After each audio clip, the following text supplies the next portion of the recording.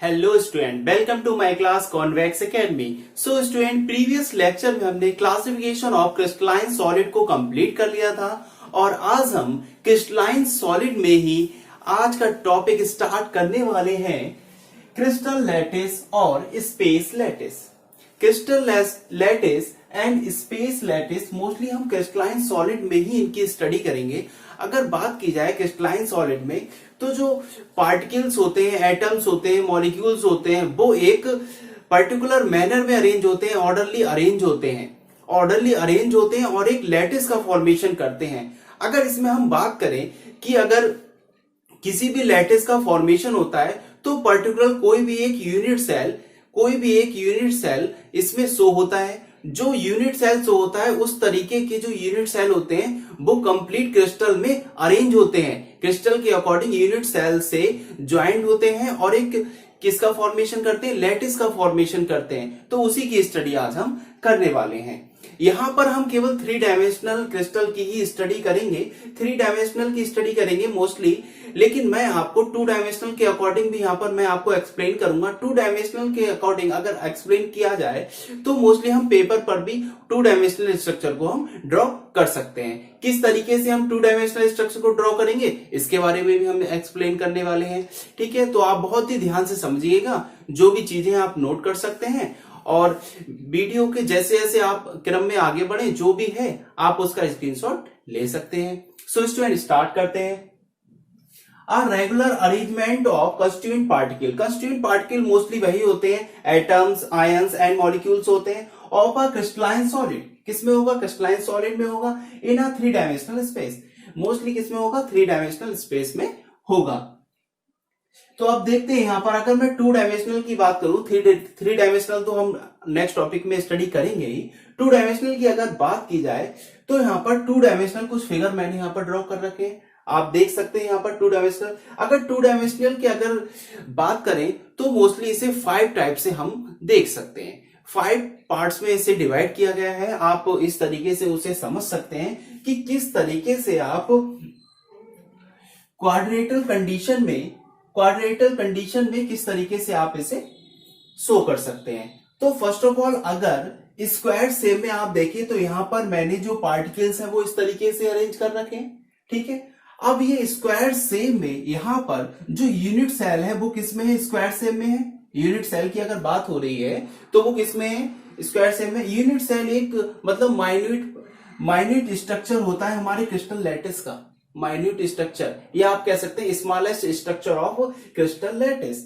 तो crystal lattice का ये होता है इस तरीके से। अगर लैटिस का फॉर्मेशन अगर आप कर रहे हैं तो देखिए स्क्वायर का फॉर्मेशन है, तो आप देखिए यहां पर इसे आगे भी आप कंटिन्यूअसली कर सकते हैं। ठीक है, इस तरीके से फॉर्मेशन हो जाएगा। इस तरीके से आप देखिए यहां पे भी इसे इस तरीके से आप कर सकते हैं।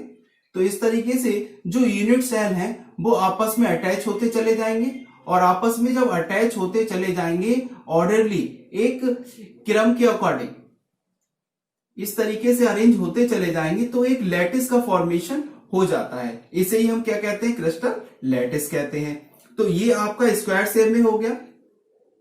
सेकंड कंडीशन में अगर आप देखिए इस तरीके से आप पूरा अरेंज कर सकते हैं इसे, और ये बहुत सारे कुछ डेफिनेट भी होते हैं, कुछ इनडेफिनेट भी हो सकते हैं। क्रिस्टल का जैसे जैसा क्रिस्टल का फॉर्मेशन होगा आप उस तरीके से इसका अरेंजमेंट कर सकते हैं। अब आप देखिए रेक्टेंगुलर शेप में होगा तब क्या होगा, रेक्टेंगुलर शेप में भी यही कंडीशन होगी। सेकंड टाइप होगा आपका रेक्टेंगुलर शेप। रेक्टेंगुलर शेप में भी आप इस तरीके से इसे शो कर सकते हैं। ओवरऑल इस तरीके से लैटिस का फॉर्मेशन होता चला जाएगा कंडीशन में। अब अगर पैरेललोग्राम में देखें तो यहां पर मैंने पैरेलल डॉट शो कर रखे हैं। पैरेलल डॉट के अकॉर्डिंग भी यहां पर जो क्रिस्टल लैटिस है 2 डायमेंशनल शेप में आप इस तरीके से शो कर सकते हैं। ये देखिए अरेंजमेंट हो रहा है बिल्कुल सेम, बिल्कुल वही फिगर में जो आपका यूनिट सेल है उसके आप अकॉर्डिंग कंटिन्यूअसली आप इसका अरेंज कर सकते हैं। और ये मोस्टली किसमें, ऑर्डरली अरेंज होते हैं और कुछ डेफिनेट होते हैं और कुछ क्रिस्टलों में ये इनडेफिनेट भी हो सकते हैं। तो इस तरीके से ये देखो पैरेललोग्राम में भी, यहां पर पैरेललोग्राम के स्ट्रक्चर में भी आप जो यूनिट सेल आपका पैरेललोग्राम है उसके अकॉर्डिंग भी आप यहां पर 2 डायमेंशनल स्ट्रक्चर को कंप्लीट कर सकते हैं। देखिए मैंने यहां पर 2 डायमेंशनल स्ट्रक्चर पैरेललोग्राम में यहां पर कंप्लीट कर दिया है।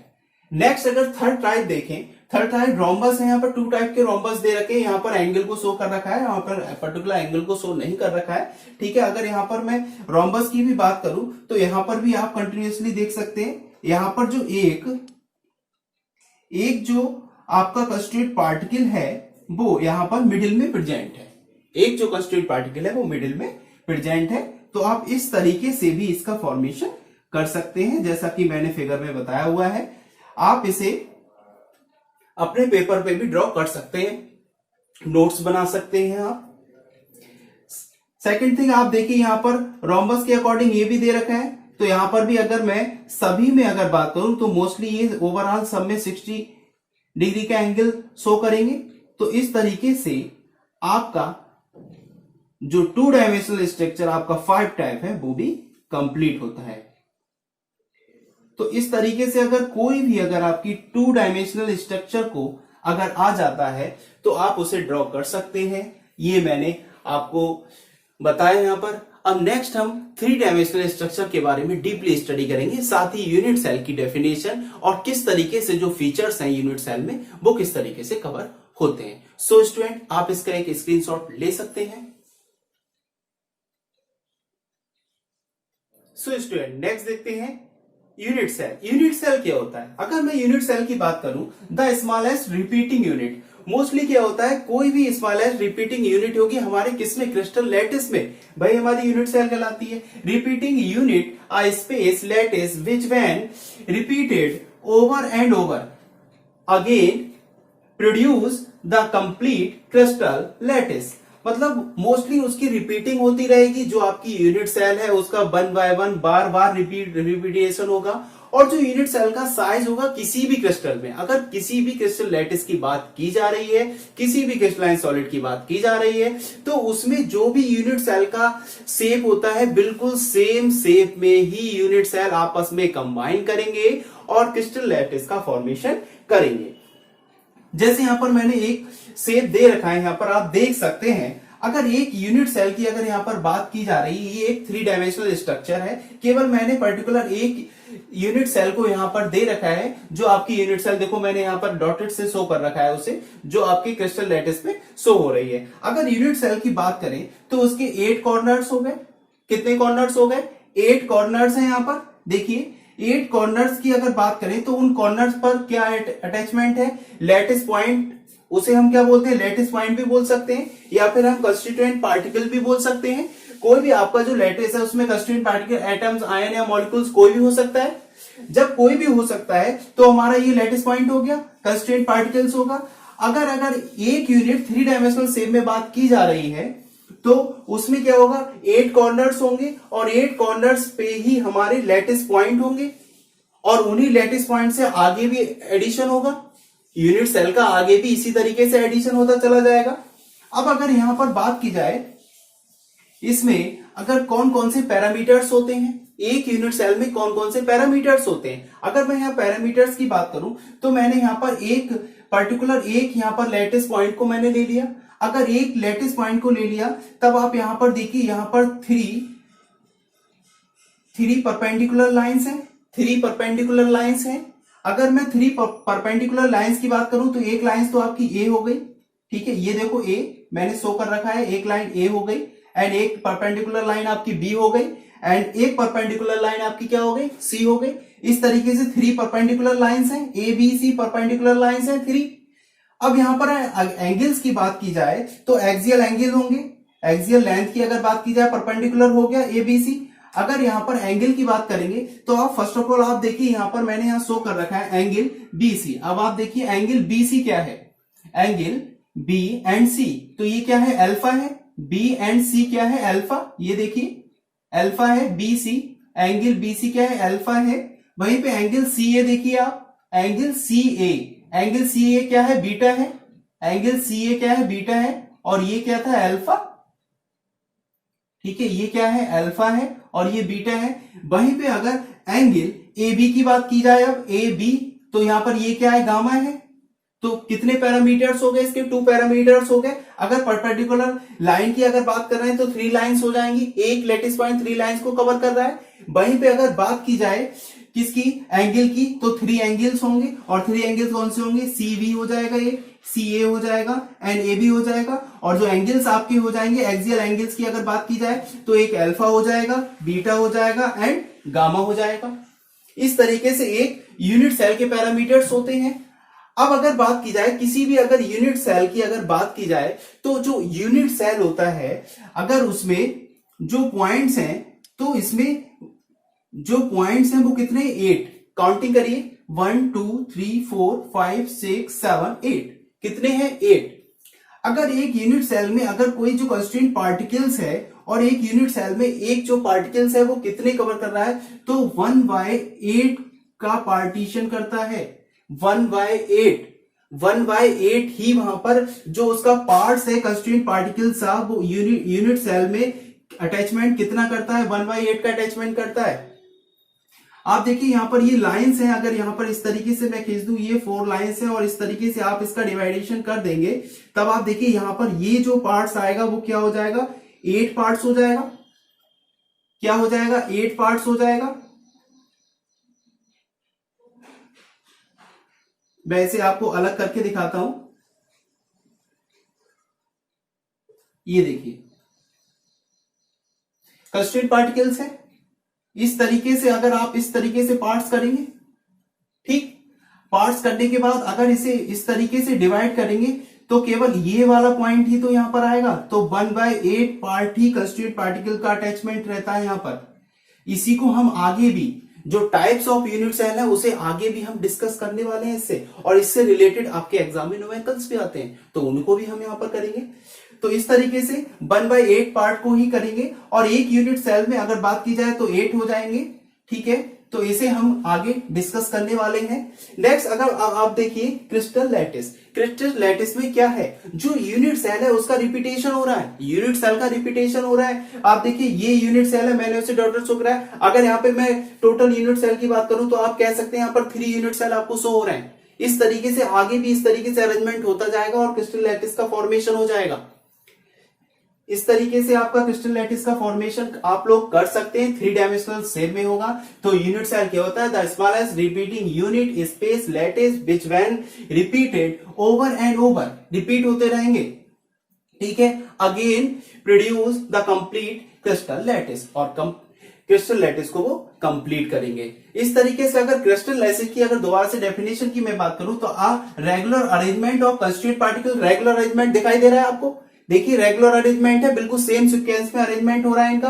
पार्टिकल्स आपके एटम्स, आयंस और मॉलिक्यूल्स हो सकते हैं of a crystalline solid in 3 dimensional space. तो इस तरीके से 3 डायमेंशनल शेप पे या स्पेस में आपको दिखाई दे रहा है ये।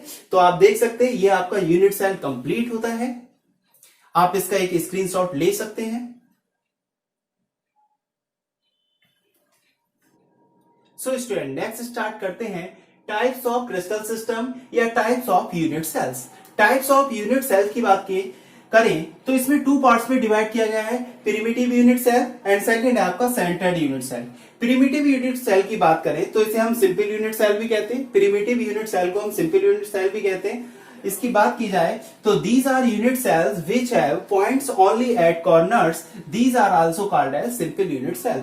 मोस्टली जो पॉइंट्स होंगे, नंबर ऑफ कंस्टिट्यूएंट पार्टिकल्स होंगे, वो किस पर प्रेजेंट होंगे? केवल कॉर्नर्स पर ही प्रेजेंट होते हैं। किस पर प्रेजेंट होते हैं? ओनली कॉर्नर पर ही प्रेजेंट होते हैं। ये जो लैटिस पॉइंट हैं ये केवल कॉर्नर्स पर ही प्रेजेंट होंगे, इसलिए इसे हम क्या कहते हैं? सिंपल यूनिट सेल भी कहते हैं। अब the number of atom present in corners पर यूनिट सेल, अगर पर यूनिट सेल में नंबर ऑफ एटम्स की अगर बात की जाए कितने प्रेजेंट हैं, तब यहाँ पर देखिए कॉर्नर्स कितने हैं? 8 कॉर्नर्स हैं। 8 कॉर्नर्स पर कितने प्रेजेंट हैं? 8 पॉइंट प्रेजेंट हैं। और मैंने आपको बताया था कि जो एक पॉइंट है या जो एक लैटिस पॉइंट है वो लैटिस में 1/8 पार्ट को कवर करता है। जब 1/8 पार्ट को अगर वो कवर करता है तो यहाँ पर नंबर ऑफ एटम की अगर बात की जाए तो 8 कॉर्नर्स एंड 1/8 अगर हो जाएगा तो इसका मल्टीप्लाई करेंगे तो क्या आ जाएगा आपका? 1। इस तरीके से हम कह सकते हैं किसी भी यूनिट सेल में या प्रिमिटिव यूनिट सेल में क्या हो सकता है, जो नंबर ऑफ एटम प्रेजेंट होंगे कितने, ओनली 1 एटम प्रेजेंट होगा। सेकंड देख लेते हैं centred unit cell. These are unit cell which have point at corners as well as some other position. Corner पर तो प्रेजेंट होते हैं, साथ ही कुछ जो पॉइंट है वो अदर पोजीशन पर भी प्रेजेंट होते हैं। तो अदर पोजीशन पर प्रेजेंट होते हैं, उसके अकॉर्डिंग इसे 3 पार्ट्स में डिवाइड किया गया है। Face centred unit cell, second है आपका body centred unit cell, and third है आपका एंड सेंटर्ड यूनिट सेल। इस तरीके से इसे 3 पार्ट्स में डिवाइड किया गया है। सो स्टूडेंट स्टार्ट करते हैं। फर्स्ट टाइप आप देखिए यहाँ पर सेंटर्ड यूनिट सेल का, तो फर्स्ट है आपका फेस सेंटर्ड यूनिट सेल। अब फेस सेंटर्ड यूनिट सेल में क्या स्पेशलिटी होती है, फेस सेंटर्ड यूनिट सेल में जो पॉइंट्स हैं वो 8 कॉर्नर पर तो प्रेजेंट होंगे ही, पॉइंट जो है वो 8 कॉर्नर पे तो प्रेजेंट होंगे ही, और साथ ही प्रत्येक फेस पर एक एक पॉइंट प्रेजेंट होता है। प्रत्येक फेस पर एक एक पॉइंट प्रेजेंट होता है। फेस की अगर बात की जाए तो प्रत्येक फेस, आप ये देखिए यहाँ पर कितने फेस हैं, इसके 6 फेस हैं। 6 फेस पे एक एक पॉइंट प्रेजेंट होगा, मींस आपके 6 पॉइंट प्रेजेंट है और प्लस 8 पॉइंट प्रेजेंट है, तो ओवरऑल इसमें कितने पॉइंट हो जाएंगे, 14। ओवरऑल कितने पॉइंट हो जाएंगे इसमें, 14 पॉइंट यहाँ पर प्रेजेंट है। अब आप देखिए यहाँ पर face centred unit cell in which the point are present at the corners, corner पर प्रेजेंट है, as well as at the centre of each face, centre of each face, उसके प्रत्येक फेस पर एक एक पॉइंट और प्रेजेंट होगा। इस तरीके से टोटल नंबर ऑफ जो पॉइंट्स हो जाएंगे वो कितने हो जाएंगे, 14 हो जाएंगे। अब यहां पर अगर मैं टोटल नंबर ऑफ एटम्स की अगर बात की जाए तो टोटल नंबर ऑफ एटम्स देखिए यहां पर, तो कॉर्नर्स पर प्रेजेंट है 8 इंटू 1/8 हो गया, ठीक है। अब यहां पर देखिए 6 पॉइंट फेस पर प्रेजेंट है, अगर किसी फेस पर अगर प्रेजेंट है तो ये पॉइंट इस तरीके से होगा, मींस आपका आधा फेस के उधर होगा और आधा फेस के इधर हो जाएगा, नहीं हो जाएगा, मींस आपका 1/2 पार्ट ही तो प्रेजेंट है, 1/2 पार्ट प्रेजेंट है किसी भी यूनिट सेल में, तो 1/2 पार्ट प्रेजेंट है। इस तरीके से आप देखिए ये 1/2 पार्ट्स यहाँ पर प्रेजेंट हो गया। ओवरऑल कितने पार्ट्स हैं यहाँ पर, कितने हैं ये पॉइंट, 6 है, तो यहाँ पर ये कितना हो जाएगा, 3 हो जाएगा। जब 6 है तो कितना हो जाएगा, 3 हो जाएगा। अब आप ऐड कर लीजिए, एक आपका यूनिट सेल का हो गया, जो फेस पर प्रेजेंट थे वो कितने हो जाएंगे, 3 हो जाएंगे। ओवरऑल कितने टोटल नंबर ऑफ एटम्स हो जाएंगे, 4। तो एफसीसी में फेस सेंटर्ड क्यूबिक में कितने टोटल नंबर ऑफ एटम्स हो जाएंगे, 4। नेक्स्ट देखते हैं, सेकेंड है आपका पार्ट सेंटर्ड यूनिट सेल में body centred unit cell, in which points are present at all the corners as well as at the body center of the unit cell। अब एक यहां पर एक सेंटर में प्रेजेंट होगा। अब जो सेंटर में प्रेजेंट है तो वो तो टोटल हो जाएगा, क्योंकि वो जब सेंटर में प्रेजेंट है तो उसका ओवरऑल पार्ट ही तो प्रेजेंट है यूनिट सेल में। जब ओवरऑल पार्ट यूनिट सेल में प्रेजेंट है, आप देखिए कॉर्नर्स पे प्रेजेंट है, ठीक है। जब कॉर्नर एक मिडिल में प्रेजेंट है, मैंने यहां पर शो कर रखा है, तो यहां पर देखिए तो टोटल नंबर ऑफ एटम्स कितने हो जाएंगे, 8 इंटू 1/8 हो जाएगा यूनिट सेल के अकॉर्डिंग, तो वो तो हो ही जाएगा, तो आपका वो 1 आ जाता है। वहीं पे एक सेंटर में प्रेजेंट है तो आपका एक 1 ये हो गया, तो टोटल नंबर ऑफ एटम्स कितने हो गए, बीसीसी में 2 हो जाएंगे। Total number of atom BCC में कितने हो जाएंगे, 2 हो जाएंगे।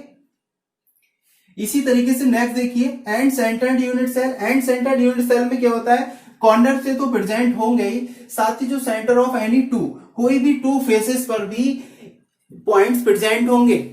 पॉइंट्स अगर प्रेजेंट होंगे कोई भी 2 फेसेस, अगर आपने ये वाली फेसेस ली हैं, आप जरूरी नहीं है आप इन फेस के अकॉर्डिंग ये वाली फेस भी ले सकते थे या ये वाली फेस भी ले सकते थे, कोई भी फेस ले सकते हैं, कोई प्रॉब्लम नहीं है। 6 फेसेस है आपके, 6 फेसेस में कोई भी आप 2 फेस ले सकते हैं जो एक दूसरे के अपोजिट हो। कैसे हो, एक दूसरे के अपोजिट डायरेक्शन में, तो आप ले सकते हैं। तो टोटल नंबर ऑफ एटम्स की अगर यहां पर बात की जाए तो यूनिट सेल के अकॉर्डिंग 8 इंटू 1/8 हो जाएगा, यूनिट सेल के अकॉर्डिंग 8 इंटू 1/8 हो जाएगा, तो ये तो 1 हो जाएगा। वहीं पे 2 प्रेजेंट है, अब 2 प्रेजेंट है मतलब एक जो पॉइंट प्रेजेंट है किसी फेस पर, तो 1/2 पार्ट्स ही तो प्रेजेंट होगा यूनिट सेल के अकॉर्डिंग, तो 2 है, तो यहां पर ये तो 1 हो जाएगा, 2 इंटू 1/2 हो जाएगा, तो 2 हो जाएगा। ये complete total number of atom कितने हो जाएंगे, 2। तो इस तरीके से आप देख सकते हैं एफसीसी में बात करें तो 6 फेसेस है, 6 फेसेस पर एक एक पॉइंट प्रेजेंट है, एक एक पॉइंट प्रेजेंट है, देखिए एक एक पॉइंट प्रेजेंट है, एक ये प्रेजेंट है, अब बाद में आप देखिए ये प्रेजेंट है और ये अपोजिट डायरेक्शन में प्रेजेंट है। तो 6 टोटल नंबर ऑफ पॉइंट्स कितने हो गए 14। यहां पर अगर टोटल नंबर ऑफ पॉइंट्स की बात की जाए तो ये कितने हो जाएंगे, यहां पर 9, कितने हो जाएंगे 9 हो जाएंगे। और यहां पर बात की जाए तो कितने हो जाएंगे टोटल 10। और उसके according total number of atom की अगर बात की जाए तो एफसीसी में आपका 4 हो जाएगा और आपका बीसीसी में 2 हो जाएगा एंड आपका सेम एज बिल्कुल इसमें कितना रहेगा 2 रहेगा। इस तरीके से आज का जो टॉपिक है आपका टाइप्स ऑफ क्रिस्टल सिस्टम या टाइप्स ऑफ यूनिट सेल, और जो आपका लेटेस्ट क्रिस्टल मैंने स्टार्ट किया था, यूनिट सेल स्टार्ट किया था, तो आज का लेक्चर यहीं फिनिश होता है। नेक्स्ट लेक्चर में न्यू टॉपिक के साथ मिलेंगे। सो स्टूडेंट चैनल को लगातार देखते रहिए और नोट्स को प्रिपेयर करते रहिए। थैंक यू स्टूडेंट, मिलते हैं नेक्स्ट लेक्चर में।